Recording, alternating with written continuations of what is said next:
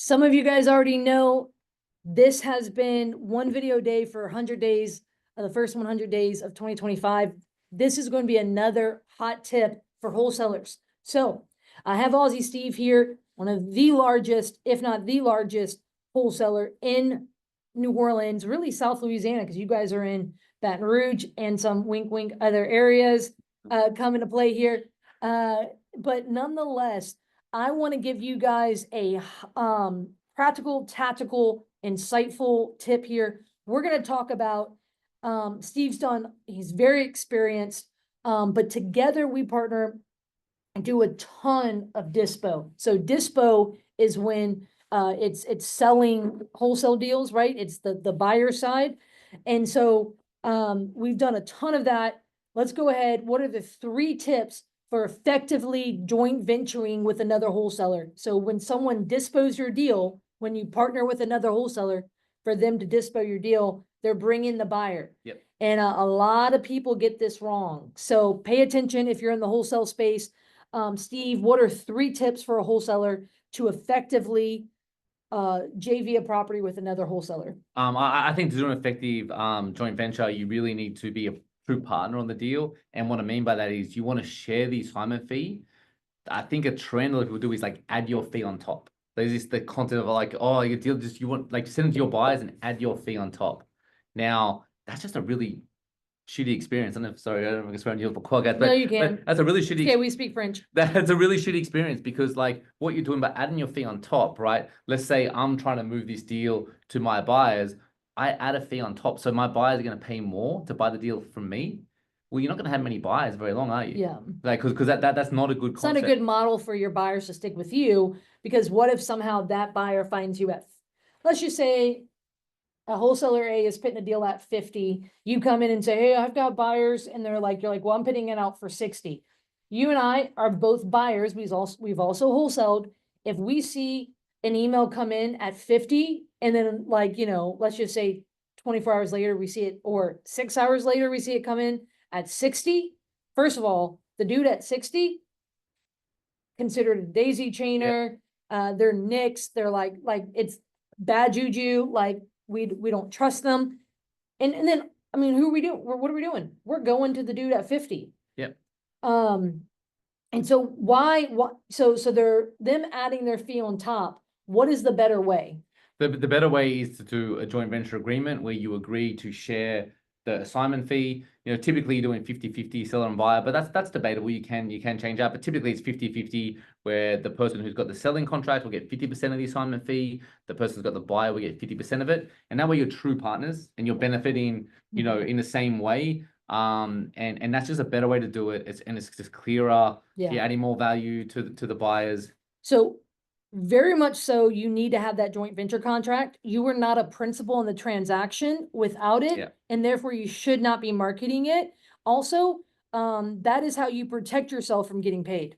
Yeah, so with that joint venture contract, and that contract should outline, what's going to be the split, and then what are the split roles. And then, the other thing there is, you really want to outline, you want to talk through it all, right? Like timeline, who's going to be marketing, Yep. all that. So what's your second tip? Well, second tip, and the second tip should be in the contract, in the joint venture agreement as well. And it's like do an exclusive joint venture, right? Like pick if you're gonna join, if you've got the seller contract, like, and you don't really have the buyers, you want to joint venture with someone that has the buyers, pick a good person that can move it, and then do it exclusive. Because if some people as well, they're like, you send it, like they get multiple people. Let me squad up with 10 people and let me get all those people to start blasting it out. And the person has a seller contract. They think, well, I've got more people out there, so I'm more likely to move it. So like that's the logic, but it actually is the opposite, because what happens is that multiple people send it out to their buyers and it becomes really confusing. When you're seeing multiple, when you're seeing like, oh man, I got the 5th person that sent me that deal. And it becomes really confusing to the buyers, and they often just don't buy at all. Because like I don't know who's in control of this deal. The control is an important word, because one thing about the like I want to know if I make an offer, like if you send it out, I'm like, I agree to buy it, but hey, this person sold it over here. So you're not really to the buyer, you're wasting the buyer's time because you're not actually controlling the contract. Where if it's exclusive, Like you might not be the person that has the seller contract, but you're both agreeing to this Like you're a together. So principal in the you're principal in transaction. transaction. The communication flows between you and Yeah. it's just really two people working on one deal So, together. so then it's like, so if you're not having JV contracts, with the different people, they legally cannot market it. So first of all, but then here's the other thing is in a joint venture, you should outline who's marketing it. You do not want, for example, if you and I joint ventured on a deal, I don't want you marketing it on Facebook and then me marketing on Facebook, or, you want to be mindful of that. Because really that's again, confusion to buyers, and a confused mind says no. But when a wholesaler comes to me as a buyer, one of the first questions I ask them is, are you direct to seller? And if they are not direct, like if they're joint venturing, guy in my inbox today, hey, one of my associates has a I'm like, okay, I know that what they're doing. They're either daisy chaining or co-wholesaling, right? But one of the ways you effectively do it is that you have that agreement, but then the other part of that is whose role is to market it. Yeah. And then you made a statement to make sure you pick the right person. What does that mean? Well, I'm saying pick someone you trust. Don't go multiple. I'm saying pick someone you trust. So I will, but that's why if you trust someone, you don't need to go to multiple people to make the confusion. But pick someone that knows what they're doing. Probably one of my pet peeves is I hate when I hate when I see on Facebook like someone's like, oh hey, I'll do dispo, I'll JV in the Hey, I've got dispo. 1,000 hungry buyers right now. And you ask those people that done no deals, they're Yeah. one deal, like, and because look, the truth is, speaking to sellers is hard, right? Yeah. It's hard. Like it's a skill and it's hard. And so some people just want to, they're like, oh, I don't really want to speak to sellers, so I'm just going to do the buyer side, and Yeah. that's okay if you build up a database. But if you haven't done it, and you're saying to someone who has a seller That, hey, I contract, can do this. Yeah. and it's somebody said he's blind leading the blind. And I feel bad because like some newer person who's found a seller, they're leaning on this buyer, this person to find them a buyer.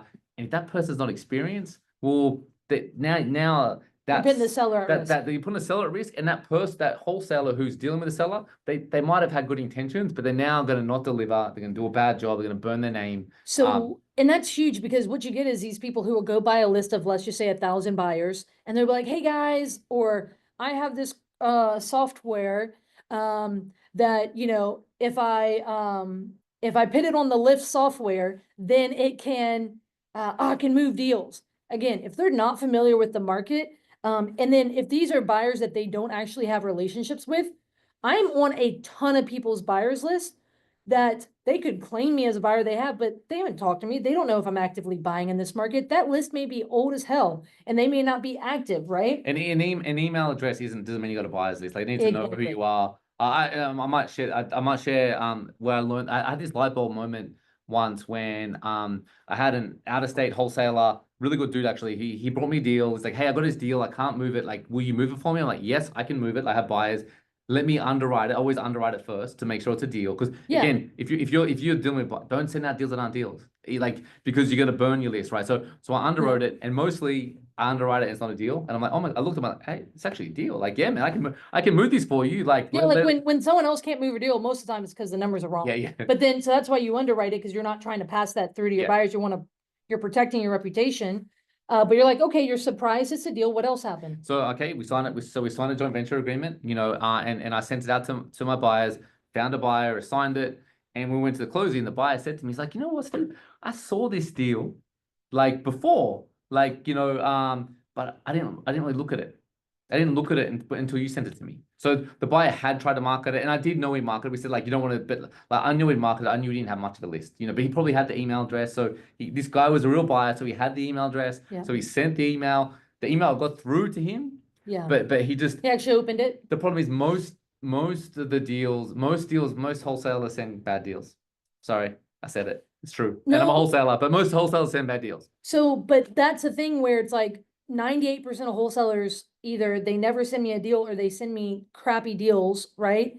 And so then I don't pay attention to it because what am I doing? I'm so busy doing all the stuff with my business as a buyer, right? And that was my insight. I learned that like we sent the same deal, but my buyer knew me, knew I did deals, like knew I was legitimate. So when I sent it to, when he sent it to him first, he looked, But like if you go in thinking it's not a deal, it takes like once, yeah, it's not a deal.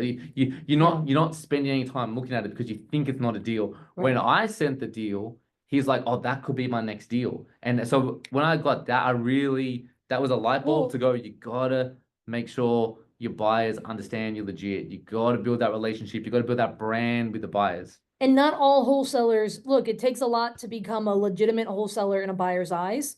There are very few in every market. I'll be very honest with that. And so you've taken the time to where, for example, you're very protective of what you send out to your deal. You're not sending it out, again, aiming for that high ARV or, whatever. You're actually sending out good deals repeatedly. And so you've got this proven track record. So that's why you don't want to just go with just any person who says they have buyers.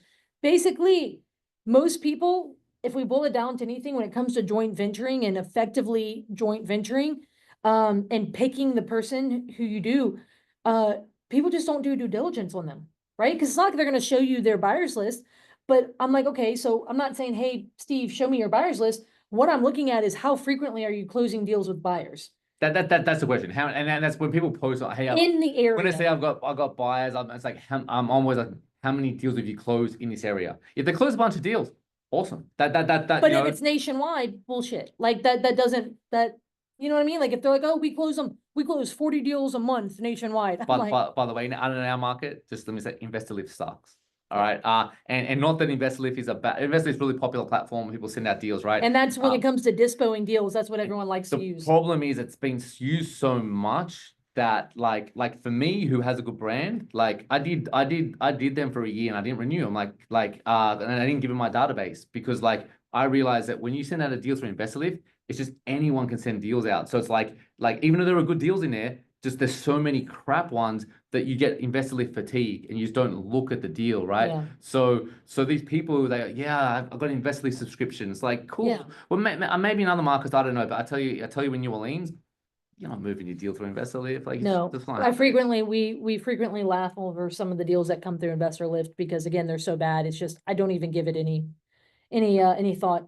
Last tip, give me your last tip to JV properties effectively with another wholesaler. Yeah, so I think the last tip is just know your role and do your role. So there's gonna be two roles, right? You're gonna have someone who is working the seller side. So you've got the contract. Your job is to also like make sure that like there's availability to show the property for your buyer side. Like you need to deal with that seller. You need to make sure they're clear on like are they going to be out by closing? Are they clearing out stuff, not clearing out stuff? You need to be that relationship with that seller and look after them, but also make sure they do the right thing for the closing, right? Yeah. And the buyer side, you're going to bring the buyers, right? So you need to find the buyers. You need to make sure your buyers are well behaved when they go look at the property. If the seller's around, you need to make sure they're the right buyers and they're going to do the right thing when they come and check out the property that they're going to close. So you need to work both sides. So sometimes if you're on the buyer side, you might need information from the seller. So if you're working the buyer side, you need to tap the person working the seller side,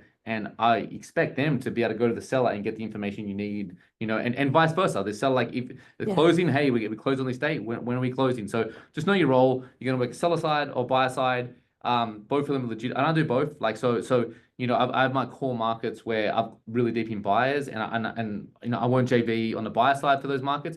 But I sometimes get leads in deals. Like let's say Shreveport, like real North Louisiana. You're not operating in that area. Yep. You're not even close to operating that in the sense of like, hey, we could almost, knock a deal out here. That's when you're like, hey, it's not a core market. Yeah. Because people, I saw just recently you were sharing, you don't post your deals on Facebook, but you did just mention, hey, buyers, go look at your email. We have like 4 or 6 deals. Whatever it was, and someone was like, hey, you need a JV. You're like, no. Yeah. You're just reminding them to look at their email. Yeah.